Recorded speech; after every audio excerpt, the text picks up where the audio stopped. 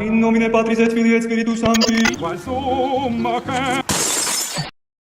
Les amateurs de vieux films de série B et les gens de ma génération seront ravis d'apprendre qu'il y aura un remake du film culte Toxic le Ravageur et c'est nul autre que le nain de Game of Thrones, Peter Dinklage, qui a été retenu pour incarner le rôle de l'insalubre mutant. Mais une nouvelle de dernière heure nous apprend que le rôle ne sera pas tenu par Peter Dinklage mais bien par Jérémy Gabriel. Celui-ci est très heureux de cette opportunité, n'étant qu'un acteur de Psya, il dit lui-même ne pas trop comprendre et même avoir hésité à accepter le rôle, mais vu le grand enthousiasme de sa mère et le cachet qui lui est offert, il a bien sûr accepté sans se poser de questions. Comment est-ce possible?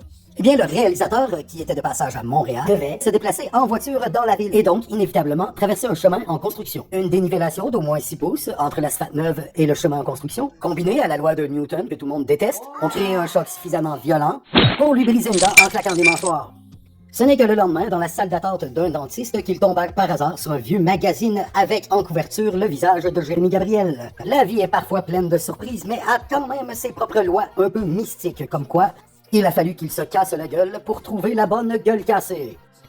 Bonus, saviez-vous que Céline Dion souffre de la même maladie que le petit Jérémy, excepté que sa vraie tête de monstre est cachée dans son cou?